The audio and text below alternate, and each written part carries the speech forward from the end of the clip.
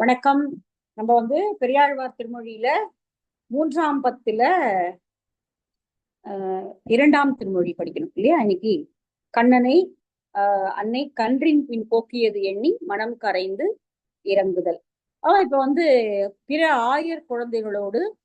ஆயர்களோடு சேர்ந்தவன் மாடு மேய்க்க போகிறான், காட்டுக்கு போயிருக்கான்.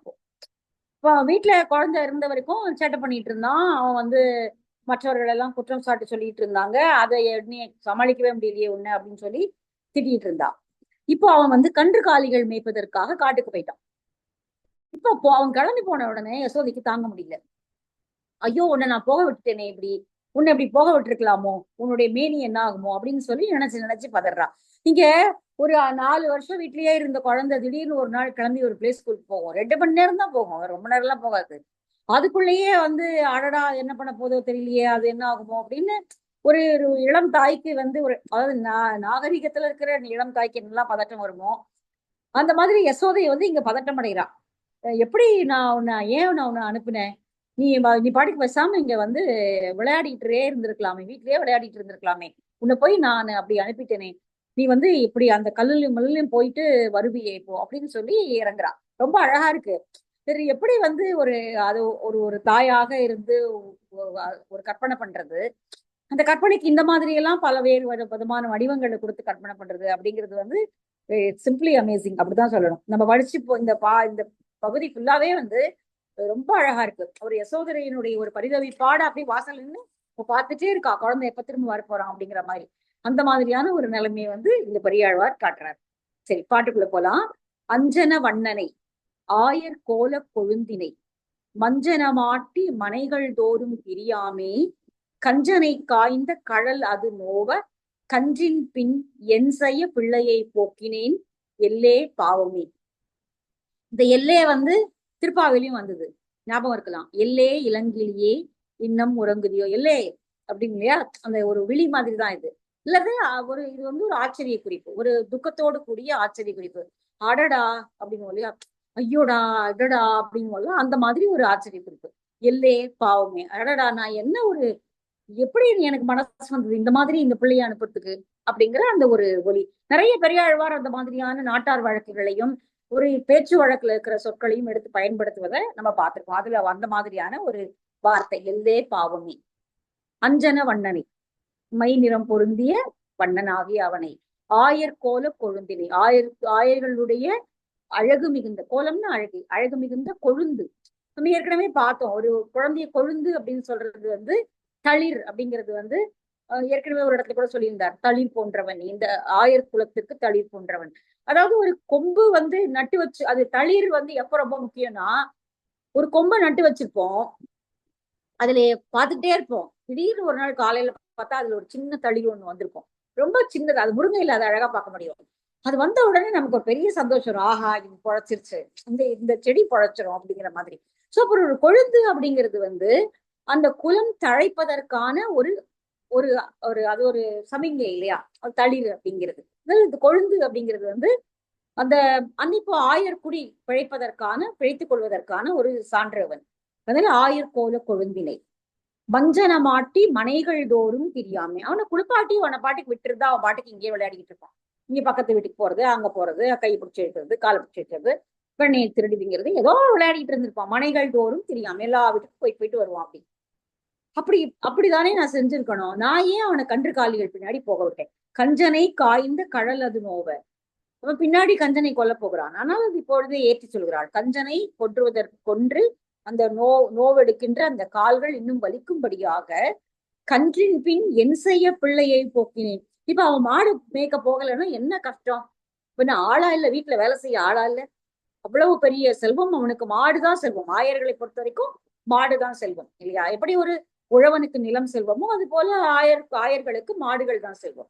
அந்த மாடை மேய்க்கிறதுக்கு வீட்டுல இருந்து தான் யாரும் போகணுங்கிறது கிடையாது. அத்தனை பேர் ஆயர்கள் இருக்கிறார்கள். தொழும்பர்னு ஏற்கனவே வர ஒரு பாட்டுல சொல்லியிருக்கா. தொழும்பர் அப்படின்னா வீட்டுல வேலை செய்யக்கூடியவங்க, பணியாட்கள்.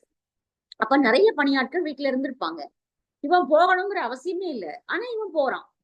போறேன்னு சொல்லியிருப்பான், இவன் போன்னு சொல்லிட்டான், ஏதோ தெரியாம சொல்லிட்டா போன்னு சொல்லிட்டா. இப்போ என் செய்ய பிள்ளையை போக்கினேன், நான் எதுக்காக அவனை அனுப்புனேன் எனக்கு புரியவே இல்லையே, எதுக்காக அவனை அனுப்பிட்டே போ அப்படின்னு சொல்லி யசோதை மறுகிறா. இது எல்லாமே ஃபுல்லாவே யசோதையினுடைய குரலாக தான் இந்த பாட்டு வருது. முன்னாடியும் நிறைய பாடல் யசோதையினுடைய குற்றாதான் வந்தது, நம்ம பிகினிங்ல இருந்தே பார்த்தோம். சோ இது வந்து என் செய்ய பிள்ளையை போக்கினேன், எதுக்காக நான் வந்து அனுப்புனேன், இல்லையே பாவம், ஐயோ என்னோட பாவமா இது அப்படிங்கிறா. சரி, அடுத்த பாடல். பற்று மஞ்சள் பூசி பாவை மாரோடு பாடியில் சிற்றில் சிதைத்து எங்கும் தீமை செய்து திரியாமே கற்று தூளியுடை வேடர்கானிடை கன்றின் பின் எற்றுக்கு என் பிள்ளையை போக்கினேன் எல்லே பாவமே. அவன் என்ன பண்ணிட்டு இருந்தான் இங்க? பற்றுகின்ற மஞ்சள், மஞ்சளை நன்றாக பூசி குளித்த இளம் பெண்கள், சின்னஞ்சிறுமியர்கள். அப்பெல்லாம் குழந்தை, சின்ன பொன் குழந்தைகள் கூட நல்ல மஞ்சள் பூசிதான் குளிப்பாட்டுற வழக்கம். மஞ்சள் பூசி குளித்த அல்லது மஞ்சளை பூசி கொண்டிருந்த, குளிச்சுட்டு மஞ்சள் பூசிக்கிற. பற்று மஞ்சள் பூசி பாவை மாரோடு, அப்படி மஞ்சள் பூசி கொண்டு விளையாடி கொண்டிருந்த குழந்தைகளை தான் சிற்றில் வைத்து விளையாடுவார்கள் வீட்டு முற்றத்துல. அந்த சிற்றிலை சிதைத்து ஓடி ஓடி அதை உதச்சு உதச்சு எல்லாத்தையும் அனுப்பி, ஒரே நிமிஷம்,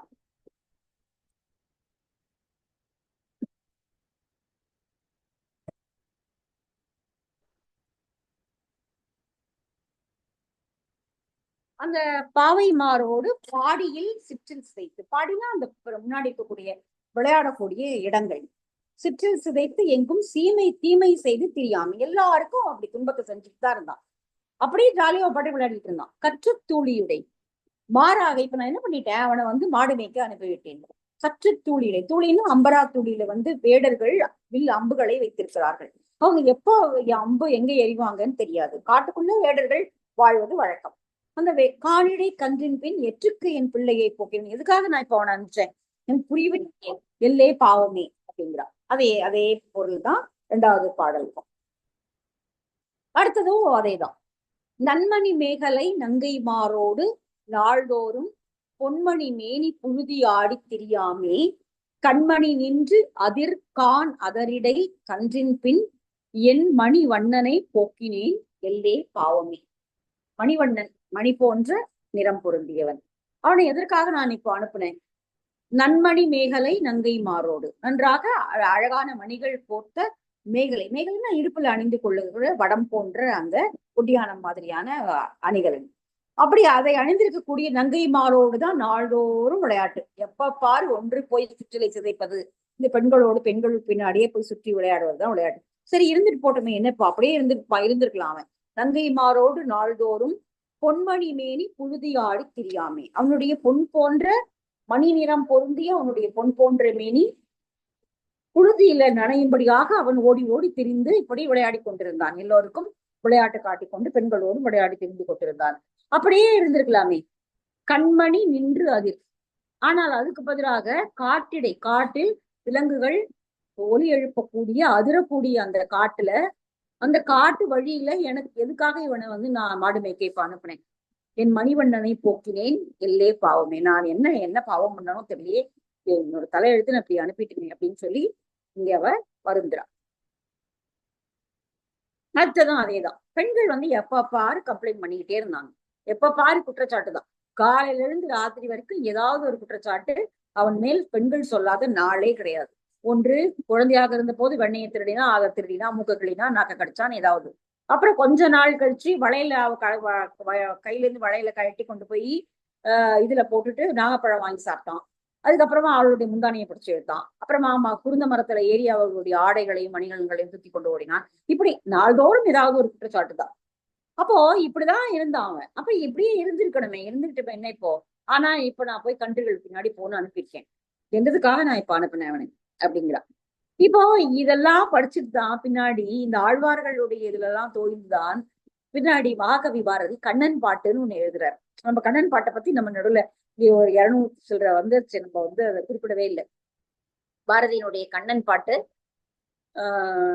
அதுல வந்து அதிலும் கண்ணன் என் குழந்தை வரும். ஆனா இதுல வந்து ஆண் குழந்தையாக பெரியாழ்வார் பாக்குறாரு, அவர் வந்து பெண் குழந்தையா பார்த்திருப்பார். அது ரொம்ப ஆச்சரியமா, அது இன்னும் அழகான கற்பனை இல்லையா? சின்னஞ்சிறு கிளியே கண்ணம்மா அந்த பாட்டு. அதே போல இன்னும் நிறைய கண்ணன் பாட்டிலேயே 13 14 பாட்டுக்கு மேல இருக்கு. அது அப்புறம் இதுக்கு நடுவில் நம்ம அதையும் எடுத்து படிச்சு பார்த்தோம்னு நமக்கு தெரியும் அது எவ்வளவு அழகா பெரியாழ்வாரை ஒட்டியும் தழுவியும் வேறுபாட்டும் எழுதப்பட்டிருக்கிறது அப்படிங்கிறது. வண்ண கருங்குழல் மாதர் வந்து அலர் தூற்றிட, அழகான நீண்ட கருங்குழலை உடைய மாதர்கள் வந்து எப்பொழுதும் அலரென்றால் இங்கு வந்து இழுச்சொற்களை சொல்லிக் கொண்டே இருப்பது, வழி தூக்கி கொண்டே இருப்பது. பண்ணி பல செய்து இப்பாடி எங்கும் திரியாமை. பாடினா ஆயர்பாடி.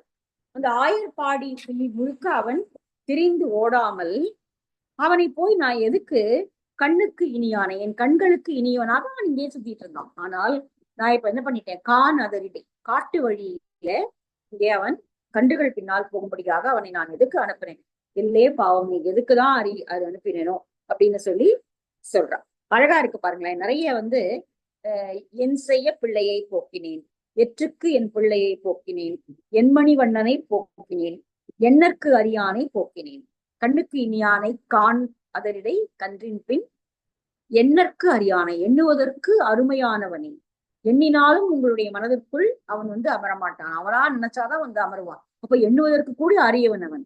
அப்படிப்பட்டவனை போய் நான் எதுக்கு காட்டுக்கு அனுப்புனேன் அப்படிங்கிறான். அவ்வளவு அடுத்த பாடல் 238. அவ்வளவு இடம்புக்கு அவ்வாயர் பெண்டிற்கு அணுக்கனாய் கொவ்வை கனிவாய் கொடுத்து கூழைமை செய்யாமே, எவ்வும் சிலை உடை வேடர் காணிடை கன்றின் பின், தெய்வ தலைவனை போக்கினேன் எல்லே பாவமே. கடைசி வரி வந்து ஒன்னொன்னும் ஒரு ஒரு விதமான ஓமை கொடுக்கிறார். தெய்வ புலவனை, தெய்வ தலைவனை, சாரி, தெய்வங்களுக்கெல்லாம் தலைவனாக இருப்பவனை எதுக்காக நான் அனுப்பினேன்னு தெரியுங்கிறார். அவ்வளவு இடம் போக்கு, ஒவ்வொரு வீட்டுக்கா போய் எந்தெந்த வீடுகள்ல பெண்கள் இருக்கிறாரோ அந்தந்த இடங்களுக்கு போய் அவ்வளவு இடம் போக்கு ஆயர் பெண்டிற்கு அணுக்கனா. எல்லாருமே அவன் தனக்குதான் க்ளோஸ் அப்படின்னு நினைச்சாங்க. எல்லா ஆயர் பெண்டிலும் எப்படி நினைச்சாங்கன்னா, என்னோடதான் பழகுறான், அவன் எனக்குதான் வந்து ரொம்ப நெருக்கமானவன் அப்படிங்கிற ஒரு நினைப்ப அவன் எல்லாருக்கும் கொடுத்தான். அவன் யாரோட நெருக்கமா இருந்தான்னு தெரியாது. ஆனால் எல்லா பெண்களும் அவன் தனக்கு நெருக்கமானவன் தான் நினைச்சாங்க. ஆயர் பெண்டிற்கு அணுக்கனாய், அணுக்கன்னா நெருக்கமான தோழன், அணுக்கத்தோழன் அப்படின்னு சொல்றது. கொவ்வை கனிவாய் கொடுத்து கூழைமை செய்யாமை, அவர்களுக்கு தன்னுடைய கொவ்வை கனிவாயை கொடுத்து, கூழமை அப்படிங்கிறதுக்கு கயமை அப்படிங்கிற ஒரு பொருளையும் டிக்ஷனரி கொடுக்குது. நீங்க இதுல எடுத்து பார்த்தோம்னா வந்து கூழைமைக்கு கயமை அப்படின்னு. அப்போ இந்த மாதிரியான திருட்டுத்தனங்கள் செய்யக்கூடிய வழக்கம் கண்ணனுக்குரியது. அப்படி பல பெண்களோடு உறவாடுவது என்பது அவனுக்கு வழக்கமான ஒன்று. கண்ணுக்கு இனி அப்படி கூழமை செய்து கொண்டு கயமை செய்து கொண்டு அவன் இப்படி திரிந்து கொண்டிருப்பான். ஆனா முன்னாடி பாட்டிலே அவர் சொல்லிட்டாரு இல்லையா, நீ வந்து ஒரு புதருக்குள்ள கூட்டிட்டு ஒரு பொண்ணை கூட்டிட்டு போன எனக்கு தெரியாதா, நான் வந்து நீ என்ன பண்ணேன்னு எனக்கு தெரியாதா அப்படின்னு.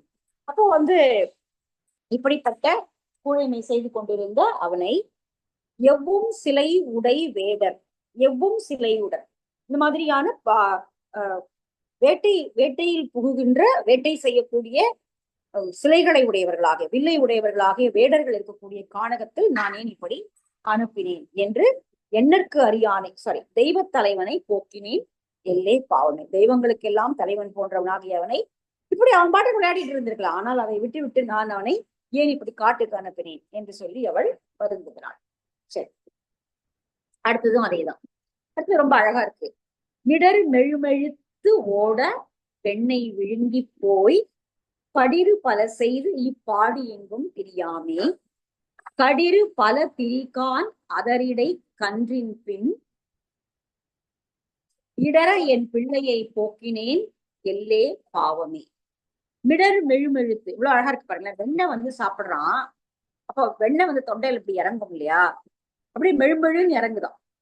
மிடருன்னா கழுத்து, மிடர் மெழுமெழுத்து ஓட, அப்படியே வெண்ணெய் வந்து அப்படியே கழுத்துல அப்படியே இறங்குது. மெழுமெழுத்து ஓட வெண்ணெய் விழுங்கி போய் படிறு பல செய்து, படிறுனா குறும்புகள், குறும்புகள் பல செய்து இப்பாடி எங்கும் தெரியாமல், இப்பாடி எல்லாவற்றிலும் அவன் ஓடி விளையாடி திரிந்து கொண்டிருக்கிறான். கடிறு பல திரிகான் அதரிடை, இப்படி யானைகள் எல்லாம் திரிந்து கொண்டிருக்கக்கூடிய காட்டுக்கு போய் நான் இப்ப அனுப்பிட்டேனே. அப்படியே வெண்ணெயை எடுத்து அப்படியே முழுங்கி முழுன்னு அப்படியே வெண்ணெயை முழுங்கி அது பாட்டுக்கு ஜாலியா சாப்பிட்டுட்டு இங்க சுத்திட்டு இருந்தான்.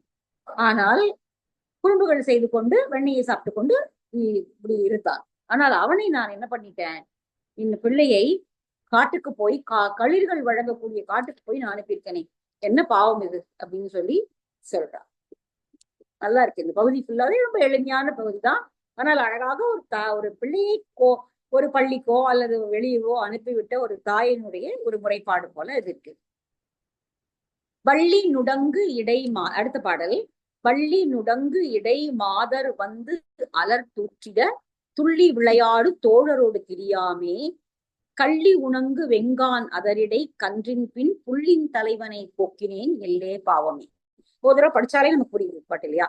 வள்ளி நுடங்கு, அதாவது நுடங்கக்கூடிய அசையக்கூடிய கொடி போன்ற இடையை உடையவர்களாகிய பெண்கள் வந்து தினந்தோறும் ஏதாவது குற்றச்சாட்டு சொல்லிக்கிட்டே இருந்தாங்க. அலர் தூட்டிட, இங்க அலர் என்பது பழிச்சொல் தான். நம்ம சங்கத்துல பாக்குற அலரும் அதே மாதிரி சங்கத்திலையும் அலர் என்பது பழிச்சொல் மாதிரிதான் வரும் இல்லையா? அங்க அவனை பார்த்தேன், அவனோட இவளை பார்த்தேன் அப்படின்னு சொல்ற அலர். இங்க வந்து நீங்க இப்படி பண்ணிட்டான் அப்படி பண்ணிட்டான்ற குற்றச்சாட்டை அலருங்கிறார். அலர் தூற்றிட துள்ளி விளையாடி தோழரோடு திரியாமை. அவன் துள்ளி விளையாடி தோழர்களோடு இங்கேயே திரிந்து கொண்டிருந்தான். அப்படியே விட்டுருக்கலாம் அவனை. கள்ளி உணங்கு, சப்பாத்தி களிகளும் அல்லது முட்கள் பொருந்திய கள்ளி செடிகள் நிறைந்திருக்கக்கூடிய அந்த காண் அதரிடை வெம்மையான காட்டுக்குள்ள நான் ஏன் இப்படி அவனை அனுப்பினேன். கன்றின் பின் புள்ளின் தலைவனை. புல் என்பது கருடன், கருடனுடைய தலைவன், கருடன் மேல் ஊர்பவன் அப்படிங்கிறதுனால புள்ளின் தலைவனைன்னு கொடுத்திருக்கலாம். ஏன்னா இங்க வெறும் வேற எந்த இதுவும் இங்க கொடுக்கல, உரையில கொடுக்கல.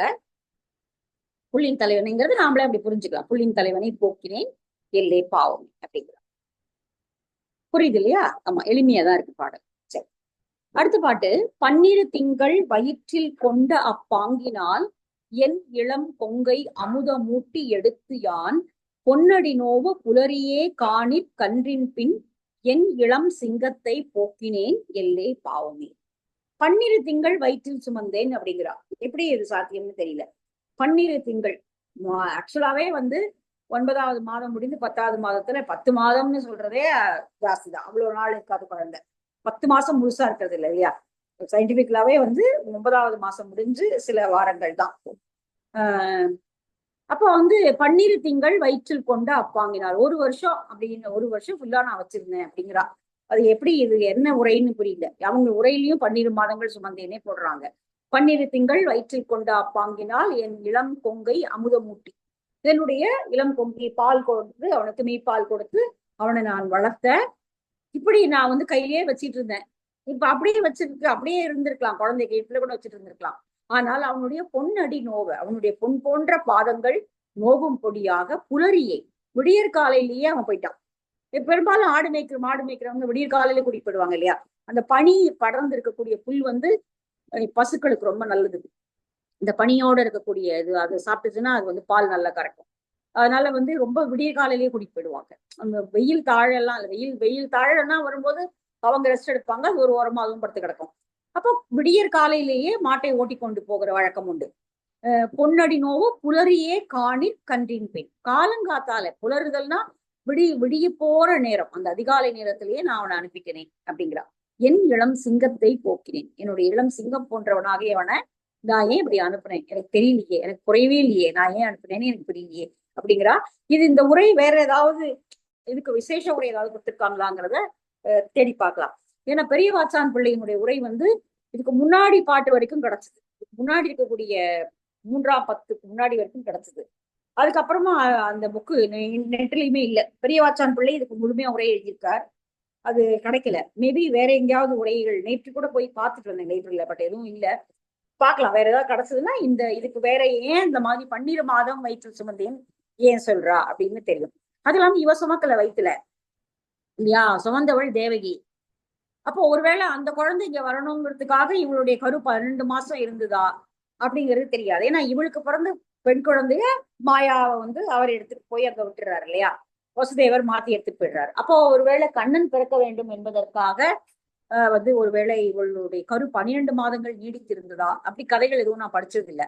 உங்களுக்கு ஏதாவது தெரிஞ்சாலும் நீங்க சொல்லலாம். அப்படி எதுவும் இருக்க மாதிரி தெரியல. அதனால 12 மாதங்கள் நான் சுமந்தேன் அப்படின்னு யசோதை சொல்றான். சோ இது ஒரு குறிப்பா ஒரு முக்கியமான ஒரு குறிப்பு. எங்க வேற ஏதாவது கிடைக்குதான்னு இதை பார்க்கலாம். சரி, அடுத்த பாடல். அப்படி போகும்போது அவங்க கொடை எடுத்துட்டு போவாங்க, செருப்பு போட்டுட்டு போவாங்க. ஆனா எதுவுமே எடுத்துட்டு போல, அப்படியே போயிட்டான். அவன் பாட்டு காலையில கிளம்பி போயிட்டான். அவனுக்கு நானாவது கொடுத்தமிச்சிருக்கணுமா இல்லையா? எல்லாத்தையும் விட்டுட்டே போயாச்சு. குழந்தை வந்து தண்ணி பாட்டிலையோ டிஃபன் பாக்ஸோ விட்டுட்டு போனா நம்ம எப்படி வருத்தப்படுவோமா? ஐயோ தண்ணி எப்படி எப்படி என்னத்தை குடிக்கும் குழந்தை, ஸ்கூல் முழுக்க என்ன பண்ணுவான் தெரியா? அது ஜாலியா தான் இருந்துட்டு வரும். ஆனால் இங்க வீட்டுல இருக்கிற அம்மாக்கு தான் அந்த பரிதவிப்பு. குடையும் செருப்பும் கொடாதே தாமோதரனை நான் உடையும் கடியன ஊன்றுவெம் பரல்கள் உடை கடிய வெங்கானிடை காலடி நோவ கன்றின் பின் கொடியேன் என் பிள்ளையை போக்கினேன் எல்லே பாவமீகும். உடைய செருப்பு கொடுத்து அமைச்சிருக்க வேண்டாமா நானு? இப்போ தாழங்குடையோ அல்லது பணங்குடையோ ஏதோ ஒன்று கையில எடுத்துட்டு போயிருப்பாங்க இல்லையா? நீங்க வாமன அவதாரத்திலையும் பார்க்கலாம், ஒரு குடையை எடுத்துட்டு வருவார் அவர். அது வந்து பனங்குடை மாதிரியானதான் இருக்கும், தென்னங்குடையில ஓலையில செஞ்ச குடை மாதிரி. அந்த குடை செருப்பு போட்டுட்டு போயிருக்கணும். ரெண்டுமே போட்டு அனுப்பல நான் தாமோதரனை. உடையும் கடியன ஊன்று, கடியன பரல் கற்கள் உடஞ்சு உடஞ்சு காலில் குத்தக்கூடிய அந்த வெம்மையான காணத்தின் வழியாக போயிருக்கான். இப்போ இந்த காட்டு வழியில பரல் கற்கள் இருக்கும் அப்படிங்கிறத நம்ம சிலப்பதிகாரத்திலையும் படிச்சோம். அவளுடைய வண்ணச்சீரடி மண்மகள் அறிந்திலள் அப்படின்னு வரும் இல்லையா? அந்த இதுல கூட வரும், கம்பராமாயணத்துல கூட வரும். கம்பராமாயணத்திலயும் அவங்க அப்படி பரல் கற்கள் இருக்கக்கூடிய வழியில் தான் போறாங்க. சிலப்பதிகாரத்திலையும் கோவலனும் கண்ணகியும் போகக்கூடிய வழிகள் வந்து அவளுடைய சிவந்த கால்கள் வந்து அப்படியே சிவந்து போகும்படியாக, இன்னும் அதாவது அவளுடைய கால் வந்து மண் தரைய பட்டே அறிஞ்சது கிடையாது அப்படிங்கிற அந்த மாதிரியான ஒரு காடுதான் எல்லா இலக்கியங்களும் வர்ணிக்கக்கூடியது. இங்கேயும் அப்படிதான். கடிய வெங்காலடி காலடி நோவு, எடுத்து வைக்கக்கூடிய காலடிகள் எல்லாம் வலிக்கும்படியாக இருக்கக்கூடிய அந்த காட்டு பகுதியில நான் ஏன் அனுப்புனேன்? கொடியேன் என் பிள்ளையை போக்கேன். நான் கொடியவள் அல்லவா? நான் ஏன் இப்படி வந்து என் பிள்ளையை அனுப்பி வச்சுட்டேன்? எதையுமே கொடுக்காம அவன் கிளம்புற அவசரத்துல நான் பார்க்க கூட இல்லையே. அவனுக்கு கூட எடுத்துட்டு போனானா, எடுத்துட்டு போலியாங்கிறத கூட நான் பார்க்கலையே, எப்படி விட்டுருக்கேனே அப்படின்னு சொல்லி புலம்புறான். சரி, இந்த பாடெல்லாம் படிச்சவர்களுக்கு என்ன கிடைக்கும் அப்படின்னா, இடர் இல்லையே. என்றும் எனக்கு இனியானை என் மணி வண்ணனை கன்றின் பின் போக்கினேன் என்று யசோதை கழறிய பொன்திகள் மாட புதுவையர்கோன் பட்டன் சொல் இன்தமிழ் மாலைகள் வல்லவர்க்கு இடர் இல்லையே. என்றும் எனக்கு இனியவனை என் மணிவண்ணனை. புரியுது இல்லையா? ரொம்ப எளிமையானதுதான். கன்றின் பின் போக்கினேன் என்று யசோதை கழறிய, கழறிய என்றால் துக்கப்பட்ட அல்லது புலம்பிய. பொன் திகழ் மாட புதுவையர்கோன் பட்டன் சொல், பொன் திகழ்ந்த மாடங்கள் நிறைந்திருக்கக்கூடிய பட்டர்களுடைய சொல்லாகி இந்த பாடல்களை படிப்பதற்கு இன்தமிழ் மாலைகள், அது பிரபந்தத்தையே அப்படிதான் சொல்லுவாங்க, இன்தமிழ் மாலை தான் பல்லவர். இதுவற்றெல்லாம் படிப்பவர்களுக்கு இடர் துன்பம் என்ற ஒன்று இல்லை அப்படின்னு சொல்லி சொல்றாங்க. அடுத்தது அடுத்த பாட்டுல போனவன் திரும்ப வரான். கன்றின் பின் போனவன் திரும்பி வரான். அப்போ ஒரு திரும்பி வர பிள்ளையினுடைய அழகு இருக்கு இல்லையா, அது எப்படி இருக்கும் அப்படிங்கறத அடுத்த 10 பாட்டுல சொல்றாரு. ரொம்ப அழகான பகுதி. முடிஞ்ச நாளைக்கு பார்க்கலாம்.